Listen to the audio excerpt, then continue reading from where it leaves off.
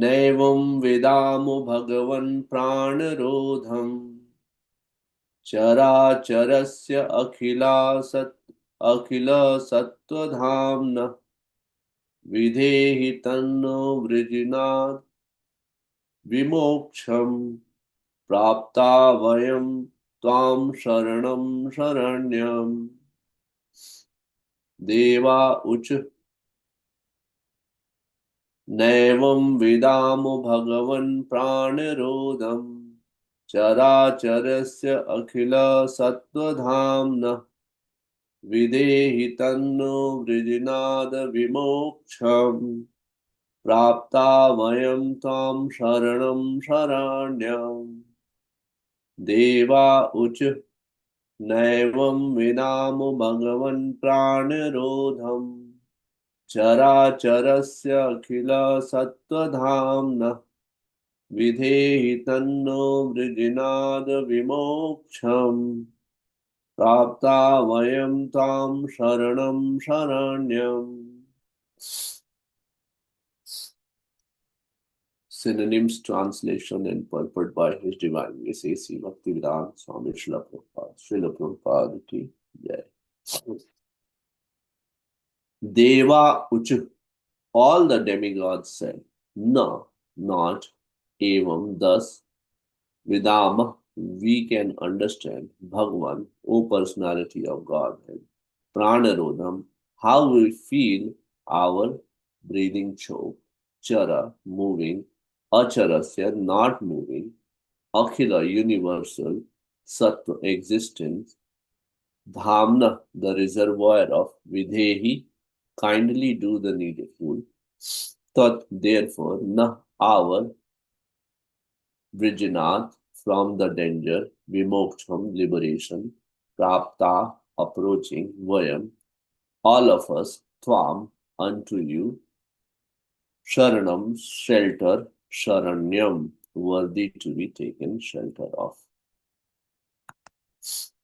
Translation. The demigod said, Dear Lord, you are the refuge of all moving and non-moving living entities.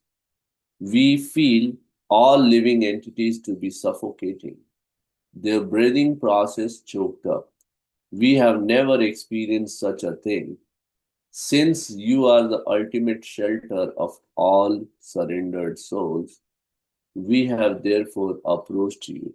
Kindly save us from this danger. Purpose. Dhruv Maharaj's influence, attained by executing devotional service unto the Lord, was felt even by the demigods, who had never before experienced such a situation. Because of Dhruv Maharaj controlling his breathing, the entire universal breathing process was choked up. It is by the will of the Supreme Personality of Godhead that material entities cannot breathe, whereas spiritual entities are able to breathe. Material entities are products of Lord's external energy, whereas spiritual entities are products of Lord's internal energy. The demigods approach the Supreme Personality of Godhead, who is the controller of both kind of entities, in order to know why their breathing was choked. The Supreme Lord is the ultimate goal for the solution to all problems within this material world. In the spiritual world, there are no problems, but the material world is always problematic. Since the Supreme Personality of Godhead is the master of both the material and spiritual world, it is better to approach him in all problematic situations. Therefore, those who are devotees have no problems in this material world. Vishwam Purna Sukhayate Chaitanya Charitamrita. Devotees are free from all problems because they are fully surrendered unto the Supreme Personality of God. For a devotee, everything in the world is very pleasing because he knows how to use everything in the transcendental loving service of the Lord. Do the Mangala. ॐ अज्ञानतिमिरन्धस्य ज्ञानाञ्जनशलाकया चक्षुर्मिलितं येन तस्मै श्रीगुरुवे नमः। नमो विष्णुपादाय कृष्णपृष्ठाय भूतले श्रीमते भक्तिवेदान्त स्वामी नित्यनामिने। नमस्ते सारस्वते देवे गौरवाणी प्रचारिणे निर्विशेष शून्यवादी पाश्चात्य देश तारिणे। श्री चैतन्य मनोभीष्टं स्थापितं येन भूतले स्वयं रूप कदा मह्यं ददाति स्वपदान्तिकम्। वन्देऽहं श्रीगुरु श्रीयुतपदकमलं श्रीगुरुन् वैष्णवांश्च श्रीरूपं साग्रजातं सहगण रघुनाथान्वितं तं सजीवं साद्वैतं सावधूतं परिजनसहितं श्रीकृष्ण चैतन्यदेवं श्री राधा कृष्ण पादान सहगण ललिता श्री विशाखान्वितांश। हे कृष्ण करुणा सिंधु दीनबंधो जगतपते गोपेश गोपिका कांत राधा कांत नमस्तुते। तप्त कांचन गौरांगी श्री राधे वृंदावनेश्वरी वृषभानुसुते देवी प्रणमामि हरिप्रिये। वाञ्छाकल्पतरुश्च कृपा सिन्धुभ्यैव च पतितानां पावनेभ्यो वैष्णवेभ्यो नमो नमः। जय श्री कृष्ण चैतन्य प्रभु नित्यानंद श्री अद्वैत गदाधर श्रीवासादि गौर भक्त वृंद। हरे कृष्ण कृष्ण कृष्ण हरे हरे हरे राम राम राम हरे हरे। हरे Krishna. First of all, my humble obeisances to all your assembled devotees. Seek your blessing so that I can say something which adds value to this hour. Also seek blessing of Grace Madhupati Prabhu for engaging me in this seva.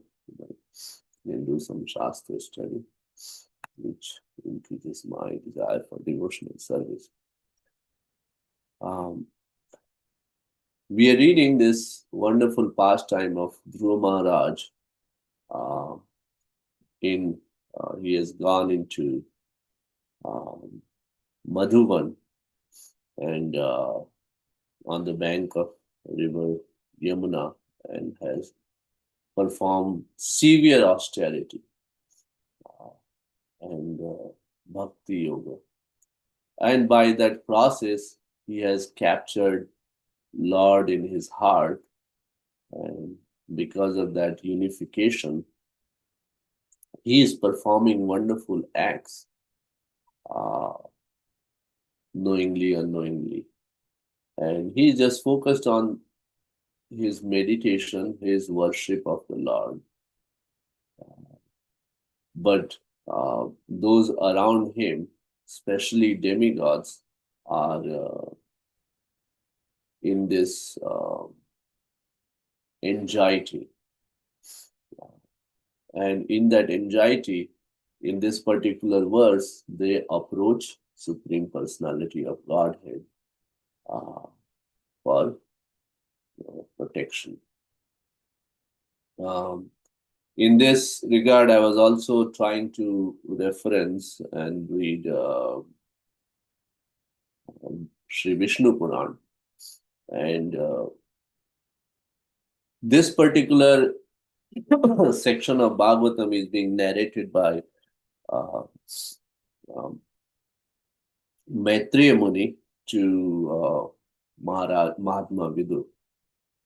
In Vishnu Puran, this same pastime is being narrated by Parashar Muni, the father of Vyasadeva, to Maitreya Muni. And that storyline is slightly different, and there is slight more detail or less detail depending on that. In that Vishnu Puran, the guidance given to Dhruva Maharaj is by the Saptarishis. And before demigods, and then the second detail which I saw was different was that before demigods approached Supreme Lord for protection, they tried to do certain things to disturb the meditation of uh, Dhruva Maharaj. We have seen time and again that whenever somebody tries to um, meditate upon Lord, uh, tries to do some tapasya, uh, all these demigods, especially Indra, becomes disturbed. He thinks that this person is after my opulence, after Indra Loka or after Surya Loka or something like that.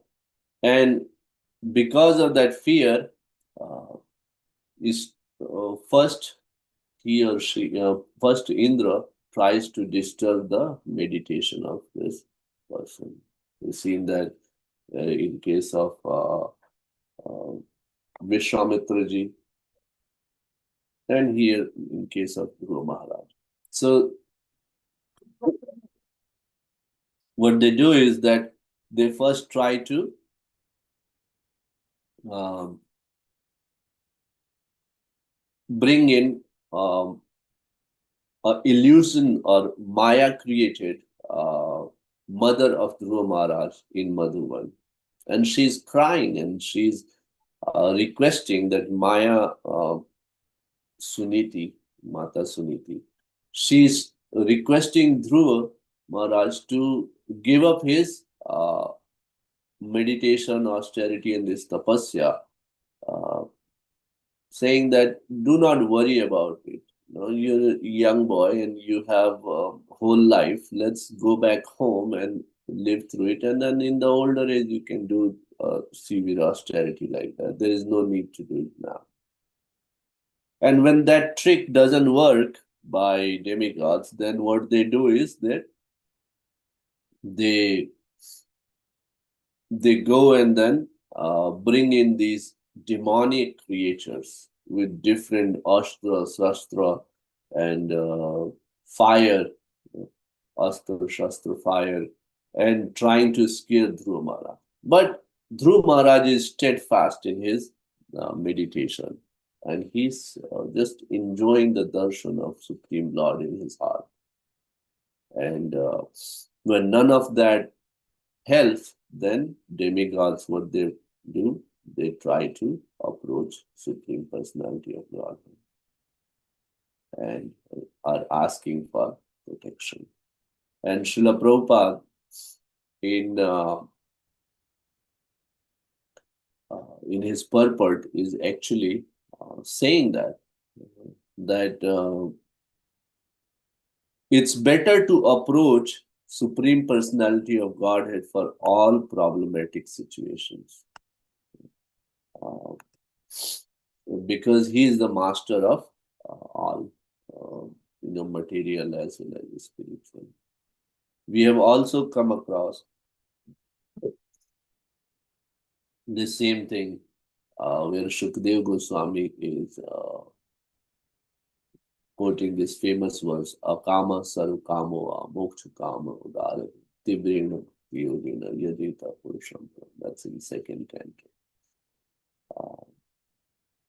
And Dhruva Maharaj himself, in the current story we are studying, that he is in a situation where his stepmother is not letting him get on the lap of um, his his father. So he wants a kingdom which is even bigger than his great grandfather, uh,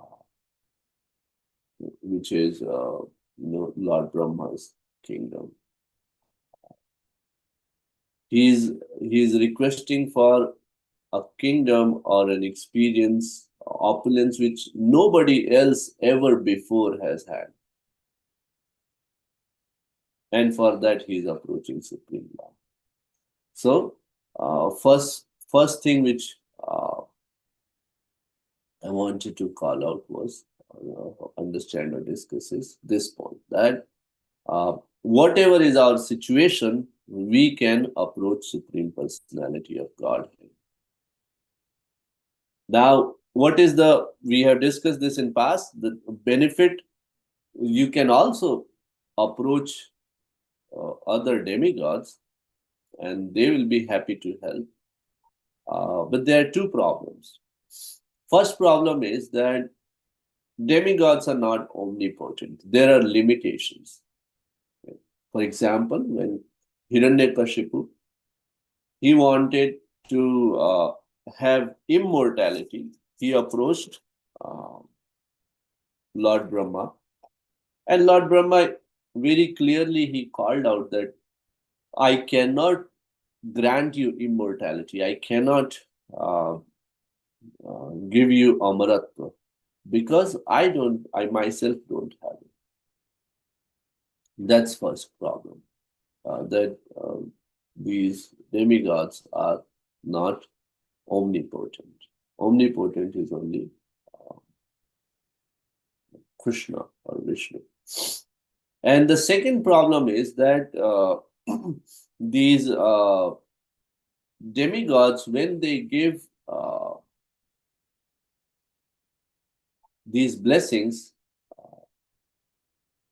they also, it has a ill effect.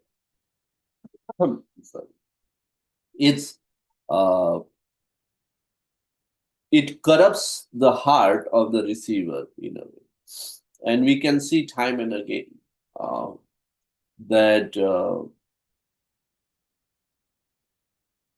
Hiranyakashipu, Hiranyaksha, Ravan, Kumbhakaran, all these are examples of great personalities who did tapasya, but after they received the boons they were requesting, they became ill-willed.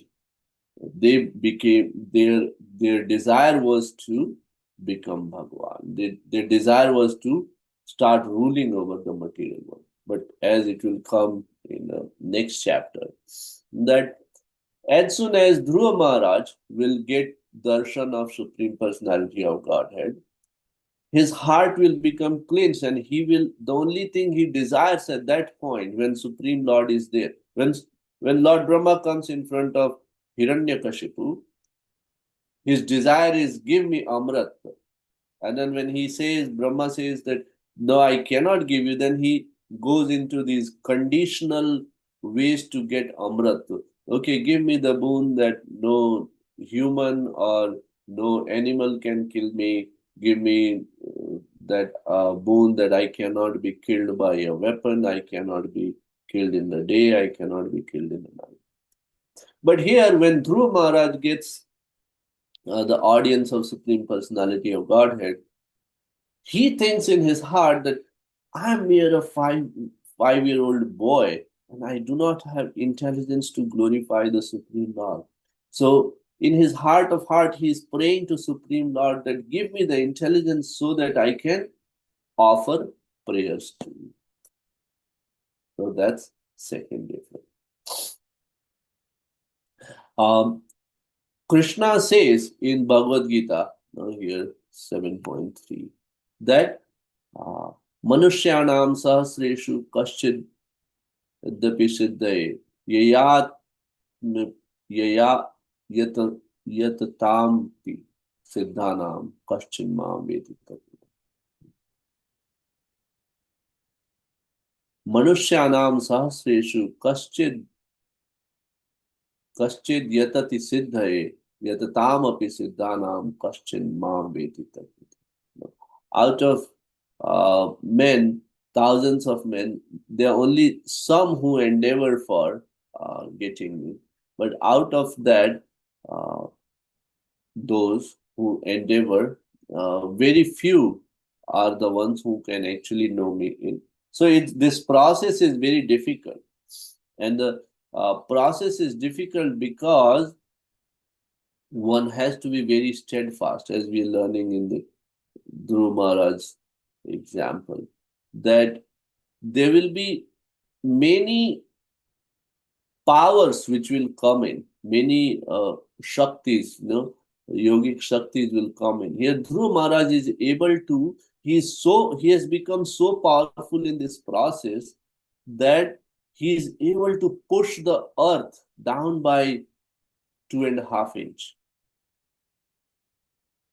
He's a 5-year-old boy, but he has become so powerful that his position on earth has become similar to the position of an elephant on a boat that uh, is able to shake the entire boat. His position on earth, Dhruv Maharaj's position on earth has become so powerful that he has stopped his breathing, and that is suffocating not only the people on this planet Earth, but in the entire universe. So that's one thing that you can get various shaktis, but devotees think of a pure devotee would think of it as a simple byproduct which should be discarded. And second is that one should be very steadfast uh, in their surrender, that uh, should not be afraid of, like in Vishnu Puran's reference I mentioned, that there it is mentioned that uh, all these demigods are creating these Maya illusion where Dhruva Maharaj is being approached by his mother, or Dhruva Maharaj is being approached by and scared by all these Rakshasas to break his meditation, to break his faith from Supreme Lord. And very few out of thousands and thousands who go on this path, very few are the ones who are uh, completely surrendered and have the full faith. And that's where this example of uh, Indra comes in my mind. That it is mentioned in the 10th canto, killing of the demon of Narkasura, that Narkasura has actually stolen the earrings of Mata Aditi. And that's a, if you're a king and then somebody comes and then you're very powerful and then comes and takes your mother's earrings, that's very insulting. That's what Narakasura has done. So, to get the protection, Indra actually approaches Supreme Lord Krishna. And Krishna goes and then kills Narakasura in the process, Mura, demon, Narakasura, and then marries those 16,100 captured girls, and then goes back to Indraloka with Mother Satyabhama to return those earrings of Mata Aditi. And after that, they are taking rest in the shade of this Parijat tree, and Indra starts fighting, thinking that this is a tree which is not to be, which is only to be enjoyed by the residents of this Indraloka. How can somebody who is from the earthly planet coming and enjoying the shade of this Parijat tree? So think about this. This is where this wonderful verse is saying, "Yayacha anya kirit kotibhi pados prashanna achyutam artha sadhanam siddhartha eten vigrihito maha." Aho suranam cha tamo de gadyatam. Means, to hell with their opulence. Even after Indra had bowed down to Lord Achyuta, so he's literally requesting, he's bowing down his head to Krishna that please save me from this this danger of Narakasura. And Lord has fulfilled his desire.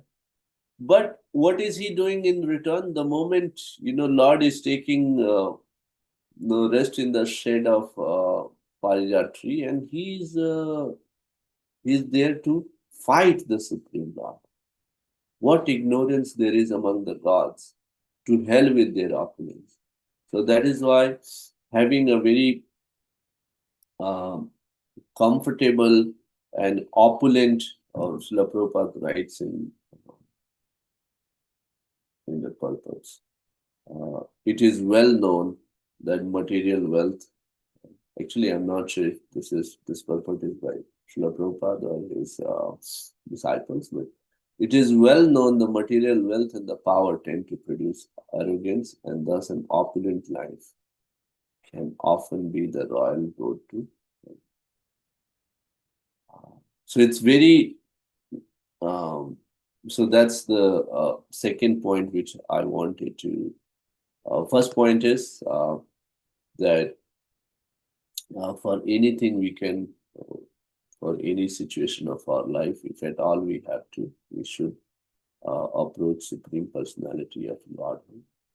And then the second point is that having too much opulence can actually corrupt our mind, and sometime in the process of bhakti yoga we may Lord tests. Sometimes he tests with miseries. In fact, miseries are something which are called as boons in the bhakti yoga, because that helps us focus more on Supreme Lord.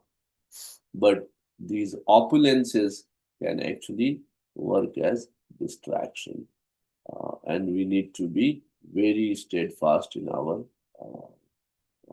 bhakti, our process, so that we can continue this progress. Those are the two main points I wanted to discuss today. We have few seconds left. I'm not sure if we have time and if someone wants to have any comments, correction. If not, then the two Madhupati.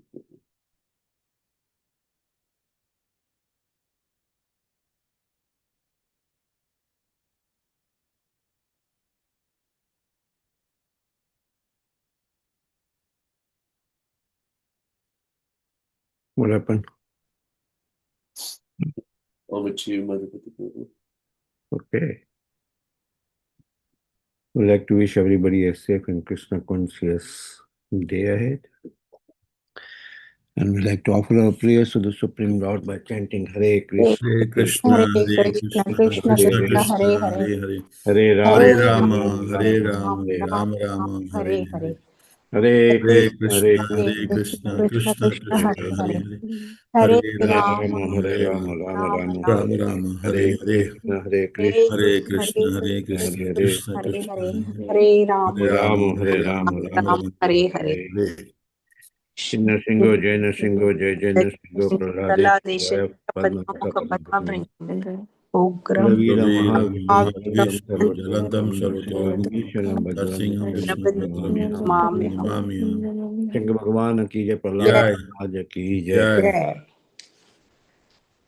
Let's offer our humble obeisances to all the assembled Vaishnavas. Vanchakalpatarubhasya कृपासिन्धुभवेच पतितानां Pavanebhyo Vaishnavebhyo नमः Vaishnavinda ki jai, जय Prabhupada Srimad Bhagavatam ki jai, जय Prabhupada ki jai, जय Lord Premanande, Hari Hare Hari Hari Hare. बोल Thank you, Akhilesh Krishna. Thank you Prabhuji, Thank you. today is Ekadashi. Is it? Shubha Ekadashi to everyone. Putrada Ekadasi, and minimally fasting from grains and beans and increasing our chanting and in devotional service. And there'll be Ekadasi Kirtan in the evening from 7 to 9 p.m. at the temple. The Pana time for tomorrow is starting from 7:20 a.m. to 10:26 a.m. Okay, Hare Krishna. Hare Krishna. Hare Shubha Ekadashi. Thank you everybody Hari बोल